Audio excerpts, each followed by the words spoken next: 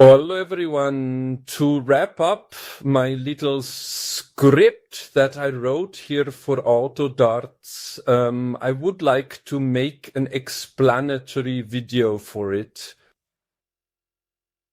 And yes, what you need for all of this, the Autodarts site needs the user script, and once you have installed it, you are already on the interface where you will find the gear icon in the bottom right, which allows you to access the settings for my scripts. At the top left, you start with the language that is German, English, Dutch, and Swiss German. Why did I choose these three plus Swiss German? That is because Autodarts, it's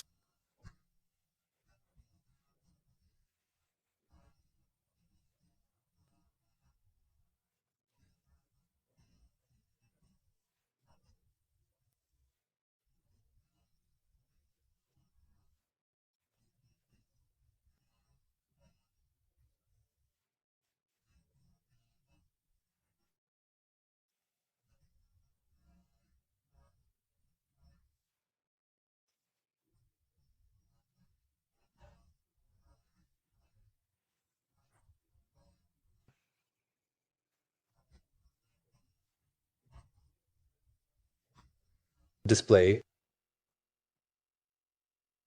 So I first have the short explanatory text so that you agree with it, so that you know what happens with it. You can use it to audio and or video chat with your people in the game, in the match, and the order goes like this. You start the match with a friend, let's say. So I want this as a social component and not as a control component. You start a game with a friend, and one of the two must then press this call button. This causes a random link to be created, a link to a chat room is created, so to speak. And that is then sent via chat message from Autodarts to the chorus, to the players in the match. If the other person has installed the script, you will get a request, accept chat, yes or no. If you press yes, a small web window will open at the top. By default, it is set to audio only. So video is not on yet. Then you can quite simply join what is called the conference. You can then also switch to video and so on and so forth. But what you can also do with an additional device like a tablet, let's say, an iPad or something, you can simply scan this QR code. And then this web window opens on the iPad and you will also land in this conference. You can then delete or close the additional web window in the browser here. Otherwise, you will be in there twice. Be decent to each other. Don't do anything stupid. Yes, that no one else can see that, except for the two in the game. It also works with multiple players. Then highlight friends. That means the Autodarts friends list. These players are displayed in lobbies or tournaments or wherever in green highlighted. I like that. I don't have to think about it because now, well, if they are green, I don't have to wonder if I want to play against them. For example, in the lobbies, it's clear they're on my friends list. Those are Dart friends, so for me, players I can play with without any issues.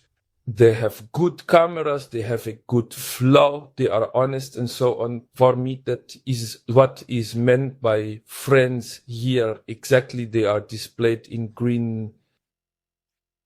In the vertical view, I would have to briefly open the friends window so that the friends are loaded. And that is all saved locally, so no problem. The BooBoys, those are just the cheaters, the losers. if you are in a lobby or in a game and the user does not correct themselves, write stupid things or whatever, you can simply right-click on their name and they will be marked in red. Then they will be added to this BooBoys list, to this blacklist. It works with a right click. You can also unboo them in the game with a right click, so to speak, or you remember the name and enter it here. This list is, of course, still empty when it is freshly installed, and you can import and export. But please keep these BooBoys to yourselves. Don't share it on Facebook or whatever. It should just be a little help for you. Please use it that way too. Thank you. Next, you will see the lobby filter. That is actually how the whole thing started. It began with a lobby filter. If you click on lobbies on the left side, with Autodarts all open, lobbies appear, but it is partly very chaotic, and I wanted to bring a little structure into it. You can see the game filter settings at the top, minimum average, maximum average, in and out mode, empty entries are removed, and players without an average are also removed.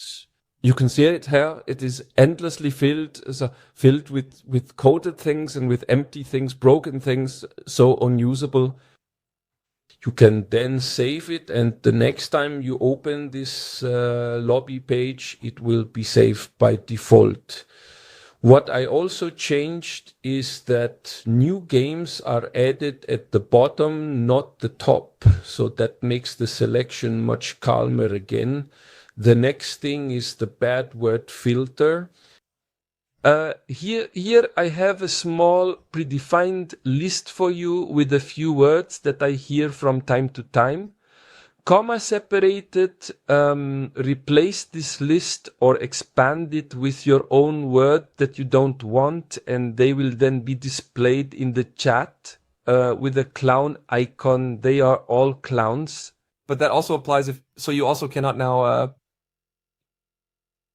what do I have here? Right, fuck you. Then it will also, he does see it on the other side though, if you script it. Ah, yes, check it out. The live image sharpness filter, that's a thing for me. I find it quite unpleasant when the opponent doesn't maintain their views. So first of all, the best view, where the opponent sees things best or looks the worst, simply belongs at number 1 in the board manager.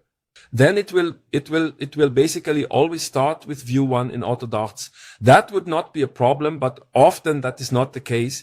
It is, for example, blurry here, overexposed, and so on. My script has various criteria. Therefore, all 3 views are clicked through briefly, automatically. When after the bull off, then the value is calculated. This value, regardless of the height, it is also unitless. So this value is, in that sense, useless. This view is then selected, and you can, of course, always change it. Sometimes the dart angles are not good. I think it's good. Experiment a little bit. I also don't have to keep running to the board to click through all 3 views. What the filter suggests as a good view is usually right. You can say, for example, it is really good. View 1 is simply, sharp across the whole board, well lit. It only helps you personally so that you, have a better picture. So nothing to the opponent. Hey, focus it or something like that. The next point is, I've created a tournament overview here. I just think that what you've achieved, like tournaments won or games won, isn't rewarded enough. I've tried to do this in a simple, playful way. The last 10 tournaments are read out, specifically only those, the top row, where the first place, second place, and the 2 third places are. if you are included there, 1, 2, or 3 medals. If you didn't make it onto the podium, there's a lollipop as a consolation prize. I just think it's nice when you see, oh, I won 2 tournaments in a row or whatever. I could then click on that and automatically end up in that tournament.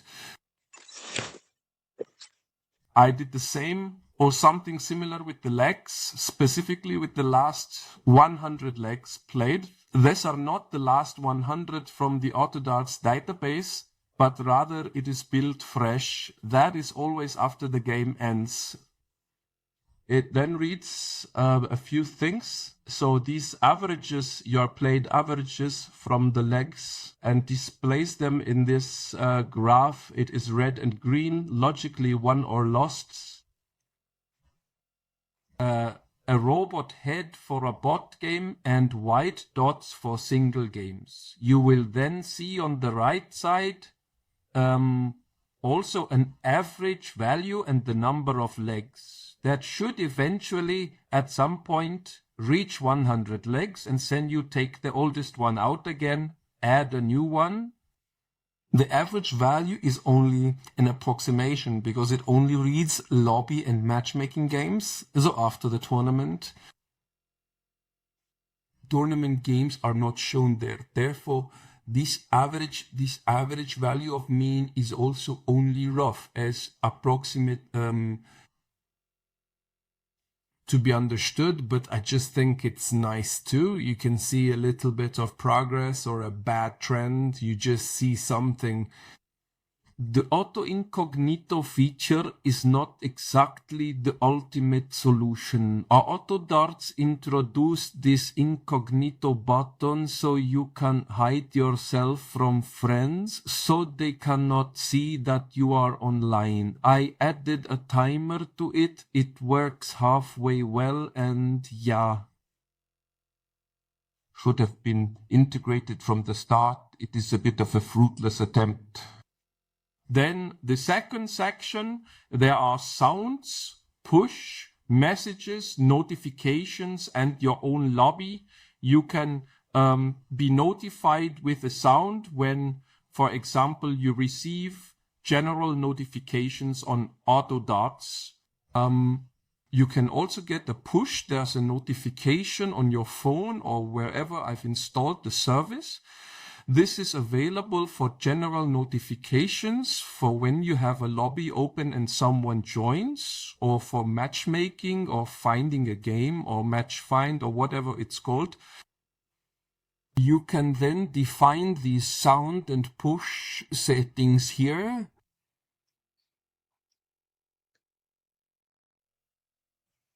Does you please? And that is, you can for each, so for every sound, you can then select your own file. This is now, I recorded the audio after the video, so now settings. You can use a separate link and a separate sound for each of the three. Enter the web link here. Local files do not work. It could be due to access questions, or set up your own web server. Then you can store it there. It has to be an MP3 file, I believe. Play the sound to see if it works, and then we move on to push notifications. This is a service called Notify. This server is the default one from the service. And it works like this. You need to, for your mobile phone, for your smartphone, or rather you need to download an app. I solved it with this app because it does not save any of your data. So it does not read your contacts, all your contacts or locations and so on. It does not need registration. It does not need a login, nothing. Install the app, open it. And in the top right, there is a plus symbol where you actually find your, how should I say, it is called a topic, your topic. enter something there. I used Autodarts and these numbers here as an example. Well, you first have to define it in the app and then enter the same name here. Then it should work. There is a text for the corresponding notification at the bottom. You can test it right away. A message should appear on your mobile phone. This usually all described somehow with tooltips or videos or whatever. Also something bigger is the in-match voice control.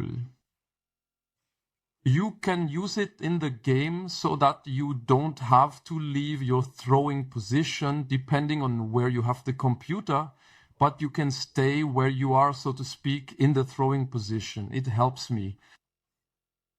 And it is the case that on the left side, you see Autodarts commands like the undo button in the game, the next button, next leg, and so on.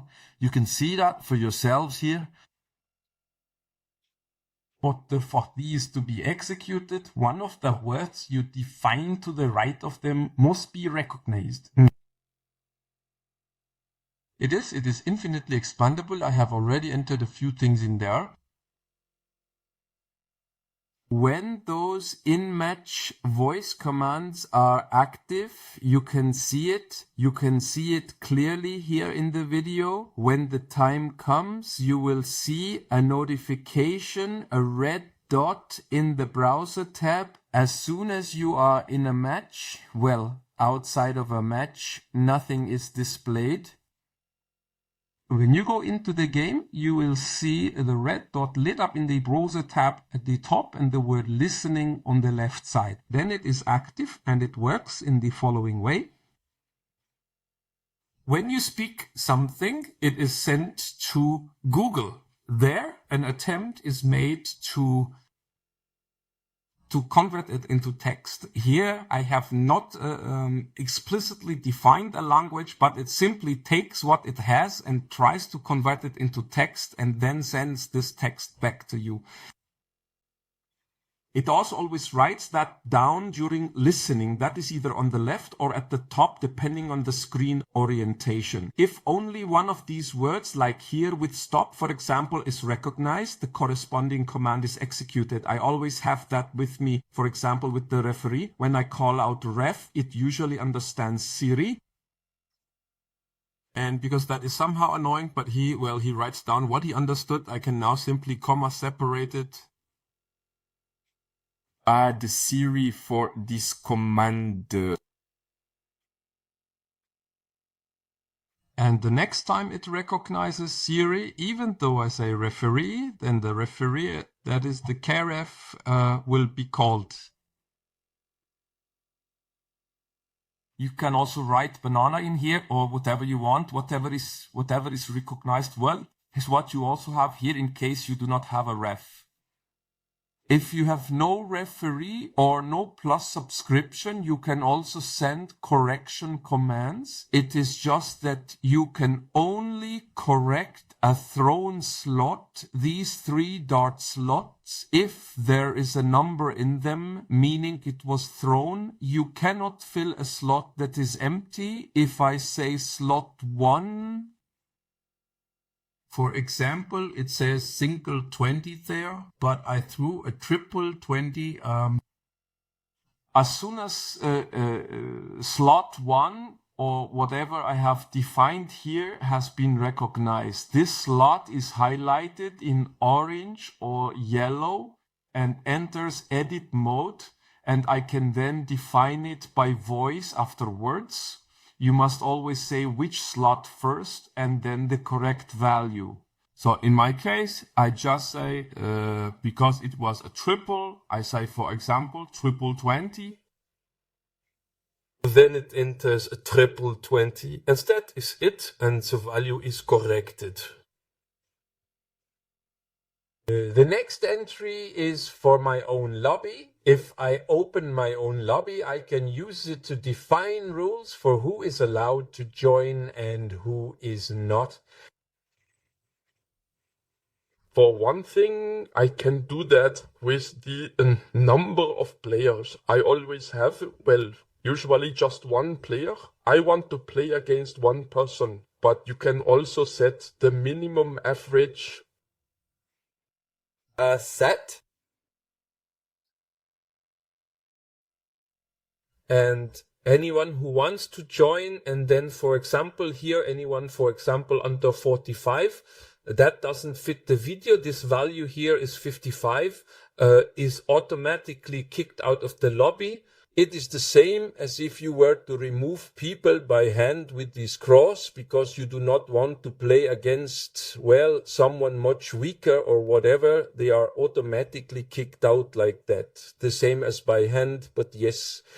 And you can also turn on that BooBoys never enter your lobby. They are always kicked out like that.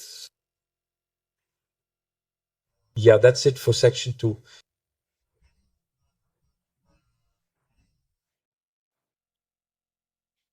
Exactly, that is also always described with a tooltip or just a video. I try to make it as clear as possible.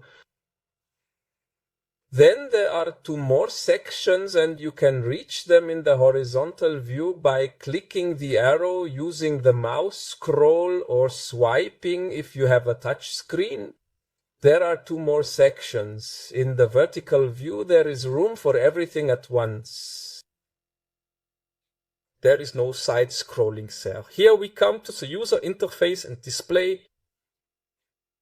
The first point is for games against the bot. You see it better. You always have this computer drawn dartboard, and the blue dots. I find that a bit dull. And that will then, instead of this computer image, you can see it here on the left, how standard Autodarts is. And on the right, what it looks like when I enable real darts display when the bot throws. Looks a bit more authentic. And yes, these are even my old darts that I inserted here. And the entry angles also vary a bit to represent the whole thing as realistically as possible. Go wild with it. There are 77 bots to view. Go wild. The next point is the checkout zoom screen, which as soon as the opponent checks out, the corresponding field is zoomed in on, and then depending on the image quality you can see better whether they hit or not. That does not really help you much in that sense if he is cheating, but I still find this view somewhat pleasant. You can also click it away if it bothers you and you want to look behind it. Just click on it and then it is gone. You can the continue. Well, it will not be saved anywhere. Not so that you then write reports or something and say, yes, this Facebook stuff, cheaters and so on, you can scale the chat. That helps me because my screen is below the board at the known distance away. Then I can read it best. Play around with it. It's the same principle with the checkout zoom. I'm standing away and then I can just see it better. And that also works for the in-match display. Next is the virtual number ring here. If you have that active, so if you have that switched on, you can adjust the color, the font, make it bigger, smaller, or change this black background area. You can see it here as an example, nice and ugly. Adjust it however you want. It can be nice, but it doesn't have to. I have it enabled. Recently, there's also one for these 8 by 32 pixel clocks. It can, well, I have this one now. Now I know the name. Ulanzi clock ready to go. Or you just take an 8 by 32 pixel display. where you can then have basic things displayed. You obviously need to know the IP address. You can enter that here and use the test button to check right away if it works. Adjust brightness, automatic switch off, and it is always the case that the logged in player is listed here as player 1. Among others, yes, player 2, there is a color. And then there is a game on, then the remaining score in the color, a few animations, but manageable, so I do not see any explosions or screens blowing up halfway when someone has made a good checkout or something. That is not my thing. Then we move on to the fourth section. It is called Chat, Animations and More. The first thing is automatic texts. You can set whether you want to send automatic texts at the start and end of the game. The usual good darts, well played, or both, or even custom texts at the start, at the end, or both, or switched off. Yes. Go wild, however you like. It always varies between 1 and 6 seconds before the text is sent. Then it looks a bit more natural and not so robotic. Exactly. And then you can also define your own chat buttons. These are the ones. So from when I press the chat button, the white one in the game, you have those predefined buttons there. Texts that you can then send, and you can customize this here as you like. Just enter it into this list, into this line, always separated by commas. And that creates a button for each one. At the very end, do not put a comma. What you can also do, you can put a number or a letter, a colon and a space in front of it. That would then mean if I press the key 6 in the game, it would send hello to the other player. I do not know if there is a limit here. Go wild again. Put in whatever you want. Just always stay decent. Just give it a try, okay? Because you cannot change or add to the existing text, I have included it this way. The next thing is animations. I have made 3 small animations. Spin, jump, the spin function, I use the spin animation as default. Exactly, I don't have any huge explosions or anything like that, it's kept very simple.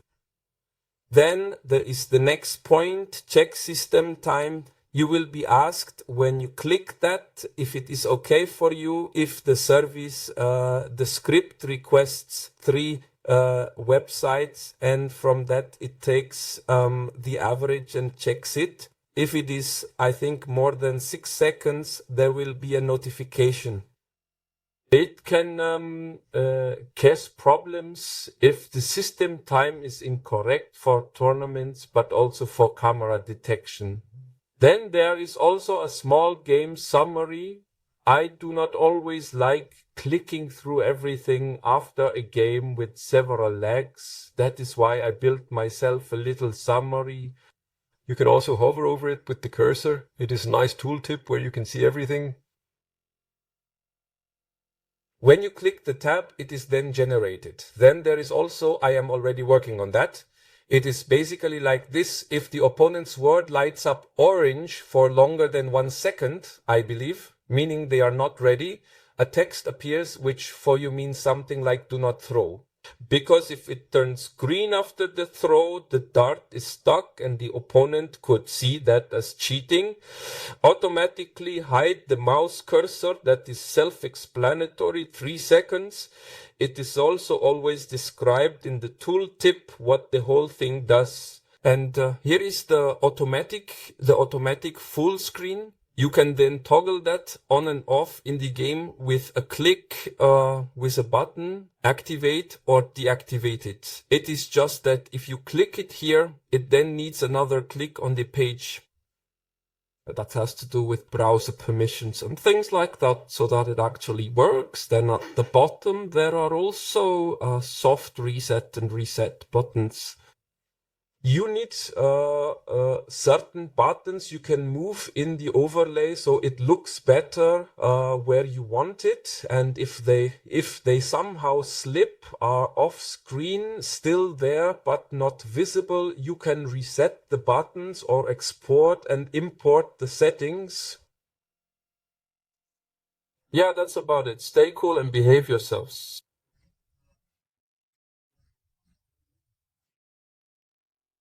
Especially when it comes to the text you want to send. And always good darts, and see you then. Bye.